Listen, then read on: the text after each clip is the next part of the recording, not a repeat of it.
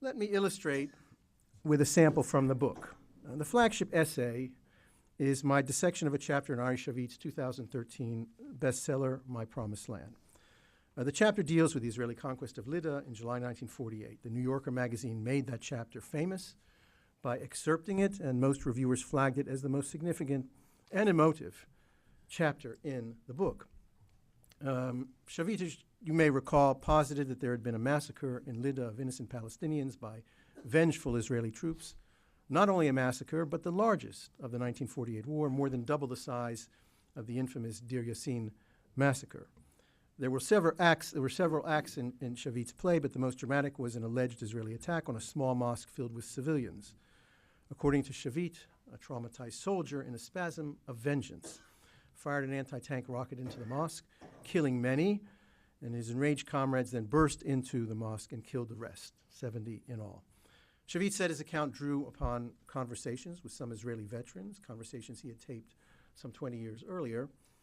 In Shavit's telling, Leda embodies the tragic, if inevitable, costs imposed by Zionism on the Palestinians. Now, most people read this chapter, and they were shaken by it.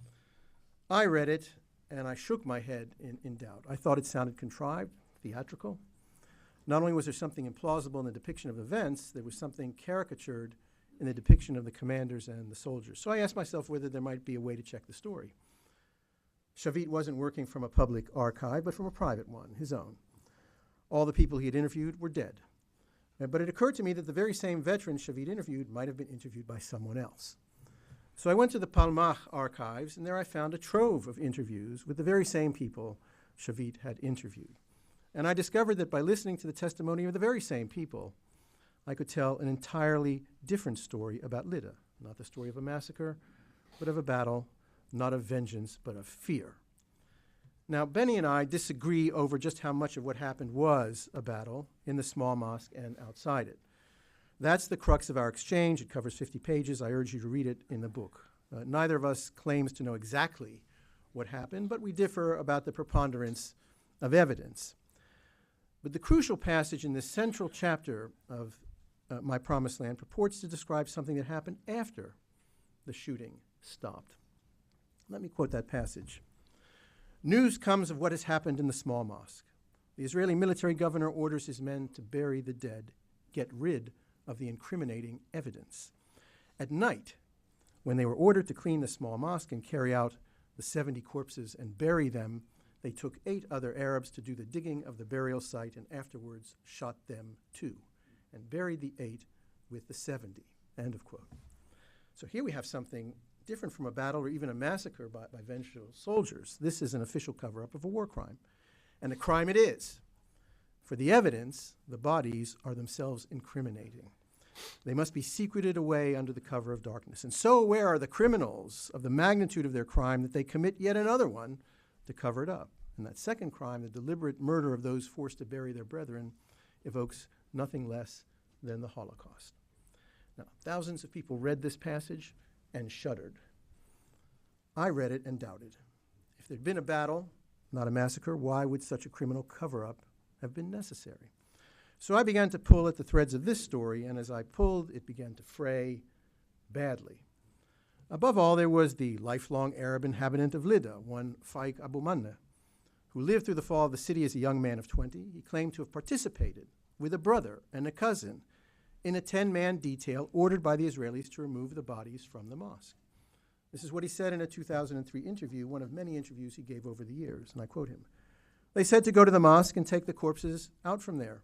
We couldn't lift the corpses by hand. We brought bags and put the corpses in the bags, on the bags. We lifted them onto a truck. We gathered everyone in the cemetery. They said burn. We burned everyone, end of quote. So Abu Manna obviously survived this grim task, and there's even a photo of him, I linked to it in the book, in the Lydda cemetery, pointing to the place where he claimed the bodies were burned to ash. According to Abu Manna's wife, all those who participated in the detail were sent to a prison camp and later were released. In the essay, I cite English language memoirs by 2 other natives of Lydda who report hearing accounts from members of the same detail after they were released by the Israelis. So from these sources, and these happen to be Palestinian, an entirely different story emerges. There's no dead of night cover-up. There's just a cleanup. If Abu Manna is to be believed, there was nothing surreptitious about it. There was a giant bonfire in the cemetery, which he described as 5 meters high. And the local Arabs who were made to do it, they didn't end up in a mass grave. They went off to a prisoner camp under Red Cross supervision and later retailed their story after their release. So the most charged passage in the most charged chapter of the most widely read book on Israel since Tom Friedman's From Beirut to Jerusalem is easily unraveled. This in a book praised by an esteemed historian as free of even the slightest trace of fiction. Now, I don't claim to know exactly what happened then, but I know one thing that did happen now.